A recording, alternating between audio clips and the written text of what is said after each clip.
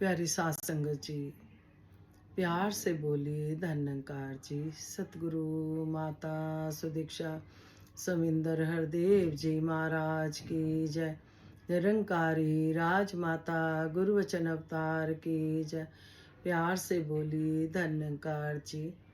सतगुरु सुदीक्षा माता जी, राजपिता जी, जहाँ जहाँ भी संत महात्मा रहते हैं, दासी और दासी के पूरे परिवार की तरफ से प्यार भरी धन्यकार जी। परवान करना जी, सत्संग जी, आज जिन जिन के जन्मदिन है और सत्संग जी यूनिवर्सिटी है या और कोई खुशी है, सच्चे बादशाह सबको बहुत बहुत बधाई हो। दतार कृपा करे सभी को हर प्रकार की खुशी मिले भक्ति समेत। जैसे राजमाता जी ने मांग मांगी सुख सारे दुनिया दे पादो सब दी झोली च, फिर भी मिलाई रखी संतां दी टोली च। सत्संग जी, सभी के बच्चे लायक बने, विद्वान बने, सतगुरु माता जी की छत्र छाया में रहे, इस निरंकार प्रभु के एहसास में रहे और साथ संगत जी सतगुरु का नाम रोशन करें। और जैसे कि कहते हैं माता पिता कि आज्ञा का पालन करते हुए जीवन बीते। तो साथ संगत जी, सतगुरु माता जी हमें साथ संगत जी जो भी शिक्षाएं दे रहे हैं, आज दासी के मन में आ रहा था, जैसे कि हमेशा दासी कहती है, रोज मैं दुख सुख अपना माता जी तुम्हें सुनाऊं, अपने जीवन की सारी बातें बताऊं, मुझे तुमसे लाज ना आए ओ, मुझे तुमसे लाज ना आए, तू ही पतवार है बाबा जी तेरे भरोसे मेरा परिवार है।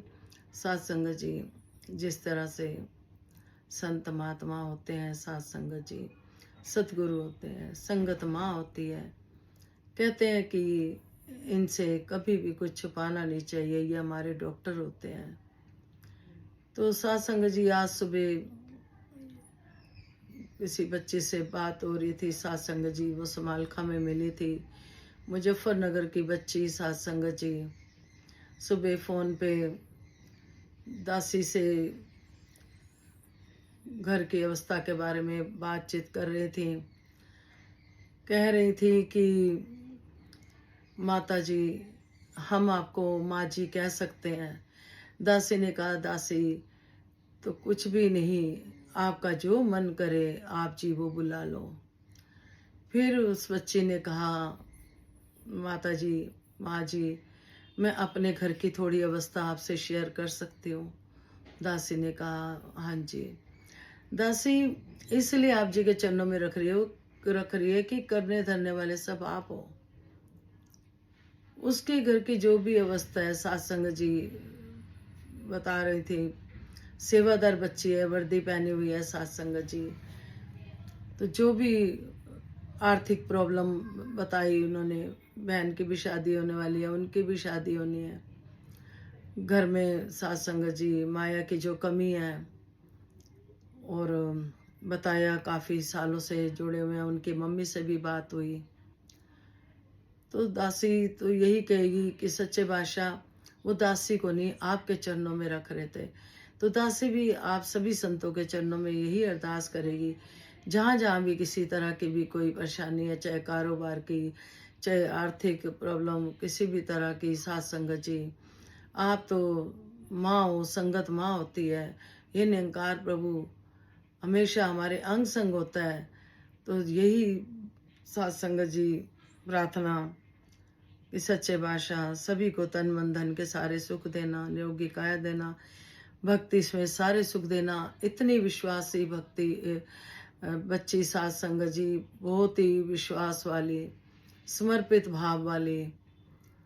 फिर यही दासी कहेगी कि सच्चे बादशाह हमसे बहुत भूले हो जाती हैं, कोई गलती होगी हो किसी से भी, दासी समेत आप जी बख्शनार हो, आप विद्वान हो, आप असीम हो, आप कहते हैं सत्संग जी कि विशाल हृदय सतगुरु का ही होता है। सत्संग जी जो कि अपने बच्चों को सत्संग जी किसी तरह की भी कोई सजा नहीं देता कोई गलती होने पे। सत्संग जी क्योंकि सतगुरु के शिष्य बख्शवाते हैं जब हृदय से दिल से, तो ये माफ कर देते हैं।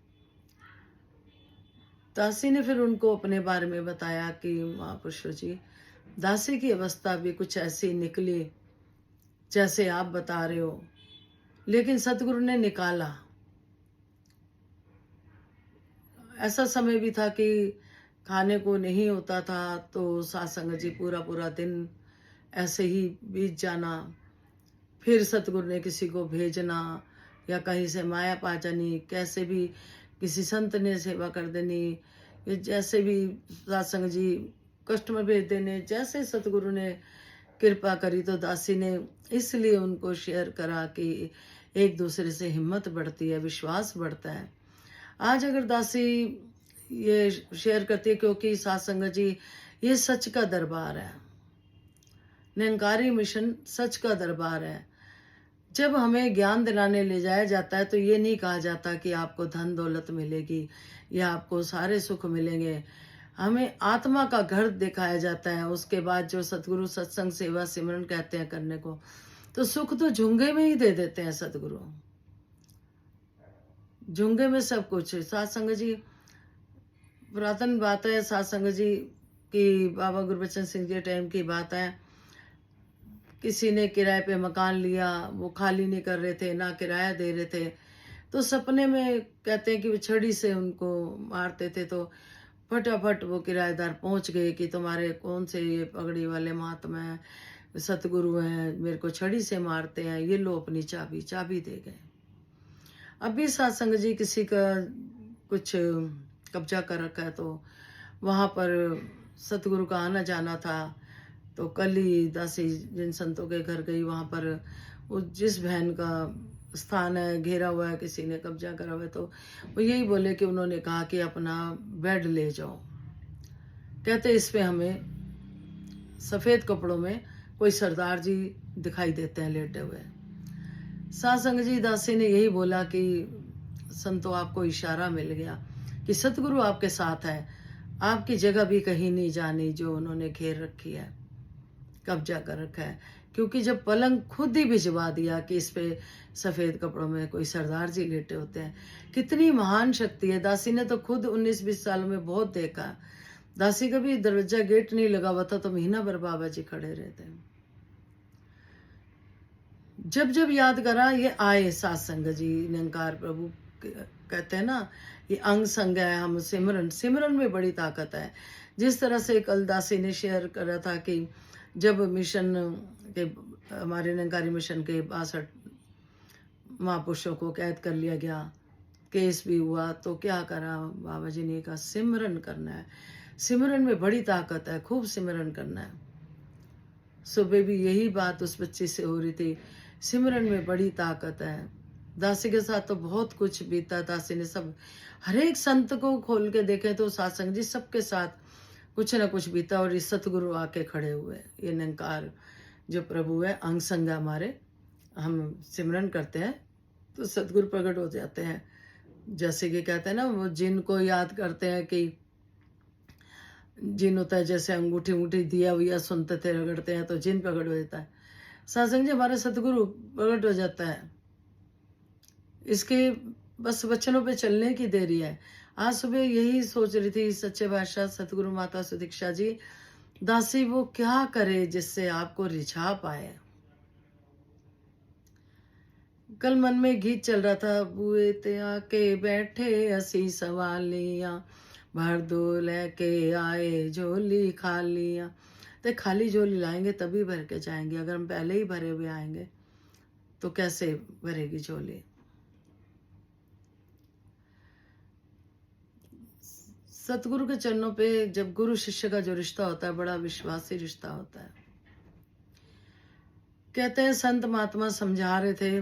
दासी आज जब भवन पे गई तो सत्संग जी संत महात्मा समझा रहे थे कि अपना जीवन सतगुरु के वचनों पे हम चला लें, आगे की हम तैयारी कर लें। जिससे कि सात संगत जी कहते हैं ना, लोक भी सुखी और लोक भी सुहेला हो जाता है। फिर उन्होंने एग्जाम्पल के तौर पे समझाया कि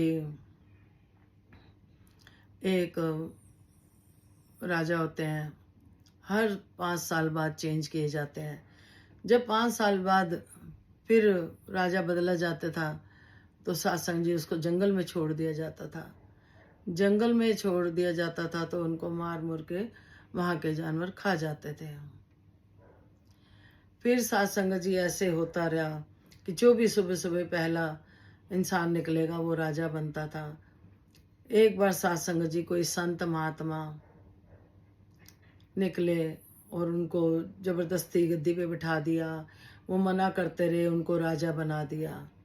अब वो संत महात्मा थे तो सत्संग जी विवेकी थे, संगत करते थे। तो उन्होंने किसी संत से बात करी कि 5 साल बाद तो मुझे भी ऐसे जंगल में छोड़ देंगे और मैं भी ऐसे खा जाएंगे मेरे को जानवर, और 5 साल बाद ये राजा बदलते ही बदलते हैं। तो उन संत महात्माओं ने कहा कि मैं जैसे जैसे कहूँ वैसे वैसे चलना। तो सात संगत जी वो वैसे वैसे चलने लग गए। फिर एक समय ऐसा आया कि उन्होंने राजा ने प्रजा को बोला, आप सब कितने अच्छे हो, कितने सही हो, है ना। तो अभी 5 साल तो मुझे नहीं हुए, लेकिन मैं अभी गद्दी छोड़ना चाहता हूँ, मैं नहीं बनना चाहता। सब हैरान हो गए कि सब राजा बनने के लिए कहते हैं कि हमें गद्दी मिले और ये राजा कह रहे छोड़ दें। फिर वो कहते कि नहीं नहीं मत छोड़ो। फिर राजा ने कहा ठीक है, मैं जैसे जैसे कहूँ वैसे वैसे करते जाओ। फिर सात संगत जी जानवरों को, जैसे शेर चीता लोमड़ी जो भी होते हैं, उनके लिए राजा ने, जो संत महात्मा बने थे राजा, उन्होंने चिड़ियाघर बनवा दिया, सबको पिंजरे में बंद कर दिया। उसके बाद सुंदर से गार्डन वहाँ पे सड़कें निकाल दी, सब सुंदर सा कर दिया। अब सात संगत जी ना तो किसी ने खाना था, ना सात संगत जी, एरिया भी सुंदर हो गया, वहाँ पे अपना घर भी बना लिया और भी नगरी बसा दी। तो आगे की तैयारी उन्होंने पहले कर ली। तो संत समझा रहे थे कि हमने भी यहाँ से एक दिन जाना है, क्योंकि उठाले की संगत थी सात संगत जी। तो कहते हमने भी एक दिन जाना है, तो हमें भी आगे की तैयारी करनी है। तो हम पता नहीं कितनी बार जन्म लिया, कितनी बार आए, कितने गए, कभी कीड़ा मकोड़ा मच्छर, पता नहीं क्या क्या बने हम। तो जिस तरह से राजा ने आगे की तैयारी कर ली अपनी, तो इस तरह से हमें वो शिक्षा दे रहे थे कि हमें भी आगे की तैयारी रखनी है अपनी, सतगुरु के वचनों पे चल के, जिससे कि हमारा दोबारा आवागमन के चक्कर से बच जाए। क्योंकि ये निरंकार प्रभु स्थिर है, ये न जमता है न मरता है, आते जाते हम हैं, हमने आना जाना होता है। इसी तरह से फिर एक संत महात्मा सत्संग जी समझा रहे थे कुछ दिन पहले, कहते कि हम कहाँ से आए हैं, कहाँ जाना है, हमें ये नहीं पता होता। हमारे अंदर जो आत्मा है उसको एक 24 कैरेट का सोने का पिलर मान लेते हैं। अब हम देखते हैं उस पिलर को कैसे हमने करा, उस आत्मा के लिए क्या करा। हम क्या करते हैं, किसी से मिलते हैं तो हम उससे पूछते हैं कि, कहते हैं ना कहीं पे मन्नत के धागे बांधते हैं जैसे, तो कहते हैं ऐसे ही हमने आत्मा पे मन्नत के धागे बांधे हुए हैं।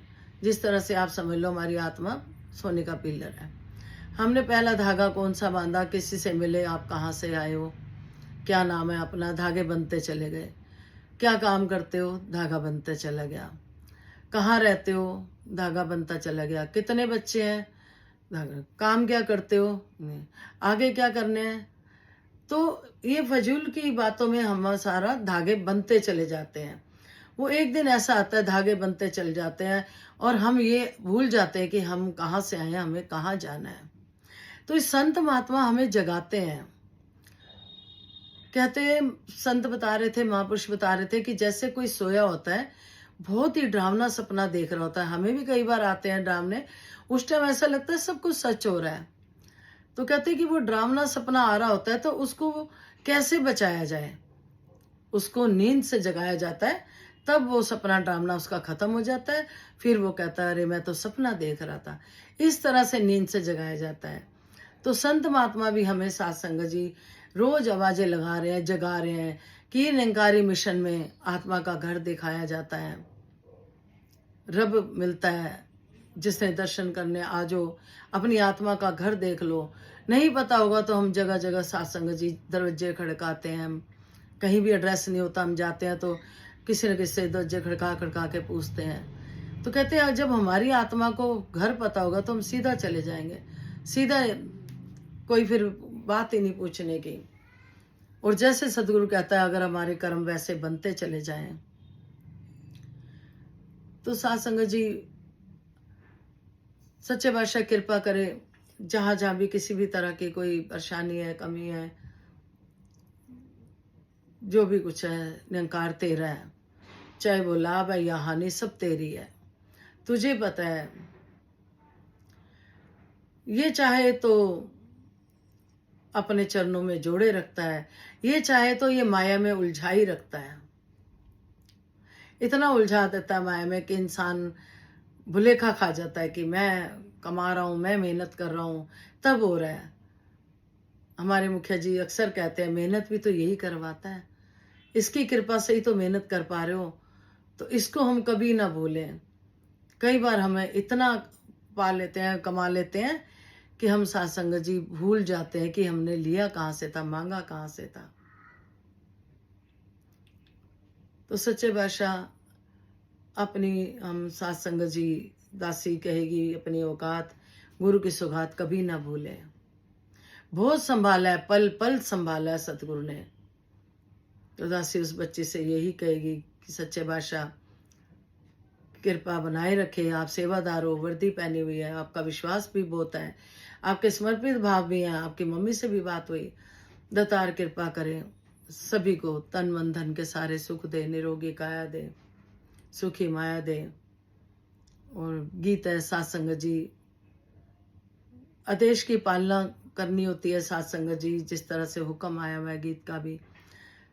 भले दासी की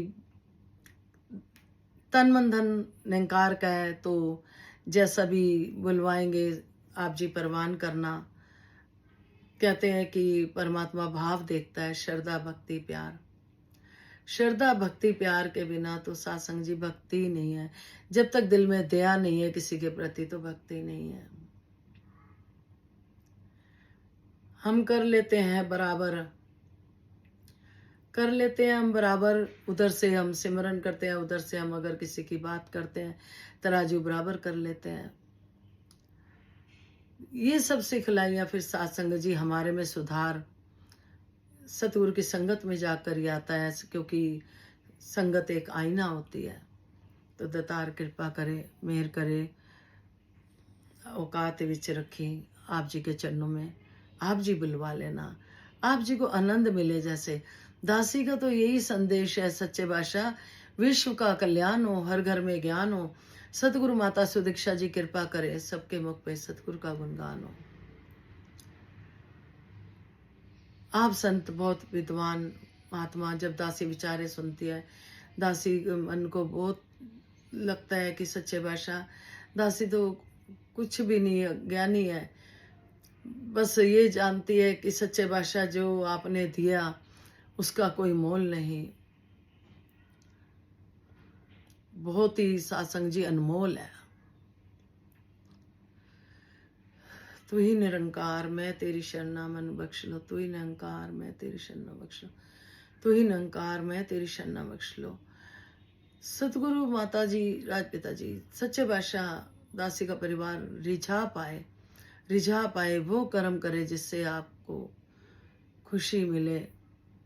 और जब सतगुरु खुश होता है तो साथ संगत जी फिर वो प्यार ही प्यार देता है, अपनी कृपाएं बरसाता है। तो परवान करना जी। सुख होवे दुख होवे सदा शुक्र मनावा, नीवा होके चलना ਹਰ ਵੇਲੇ ਤੈਨੂੰ ਦਿਲ ਦੀ ਸੁਣਾਵਾਂ, ਕਦੇ ਮੁਖ ਉੱਤੇ ਮੇਰੇ ਗੱਲ ਮੰਨਣੀ ਨਾ ਆਵੇ, ਕਦੇ ਭੁੱਲ ਕੇ ਨਾ ਸਾਇਆ ਦਿਲ ਕਿਸੇ ਦਾ ਦੁਖਾਵਾਂ। ਹਰ ਵੇਲੇ ਹੀ ਮੰਗਾ ਮੇਰੇ ਅੰਗ ਸੰਗ ਵਸੀ, ਹਰ ਅੱਖ ਨਮ ਹੋਵੇ ਜਦੋਂ ਦੁਨੀਆ ਤੋਂ ਜਾਵਾਂ।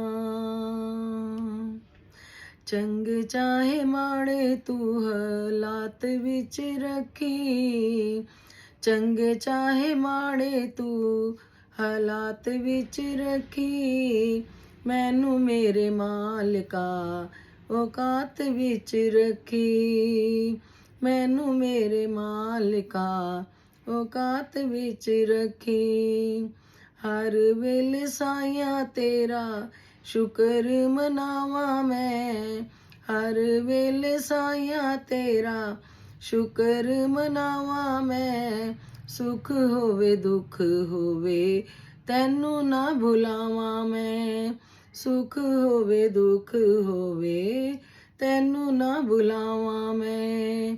ਨੀਵਾਪਨ ਮੇਰੇ ਜਜ਼ਬਾਤ ਵਿੱਚ ਰੱਖੀ, ਮੈਨੂੰ ਮੇਰੇ ਮਾਲਿਕਾ ਔਕਾਤ ਵਿੱਚ ਰੱਖੀ, ਮੈਨੂੰ ਮੇਰੇ ਮਾਲਿਕਾ ਔਕਾਤ ਵਿੱਚ ਰੱਖੀ।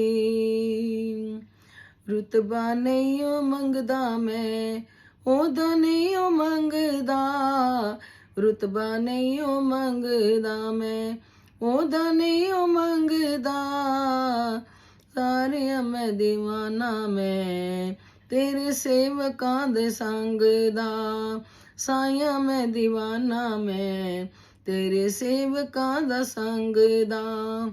ਮੈਨੂੰ ਸੇਵਾਦਾਰਾਂ ਦੀ, ਮੈਨੂੰ ਸੇਵਾਦਾਰਾਂ ਦੀ ਜਮਾਤ ਵਿੱਚ ਰੱਖੀ, ਮੈਨੂੰ ਸੱਚੇ ਸਾਹਿਬਾ ਔਕਾਤ ਵਿੱਚ ਰੱਖੀ, ਮੈਨੂੰ ਸੱਚੇ ਸਾਹਿਬਾ ਔਕਾਤ ਵਿੱਚ ਰੱਖੀ, ਮੈਨੂੰ ਮੇਰੇ ਮਾਲਕਾ ਔਕਾਤ ਵਿੱਚ ਰੱਖੀ।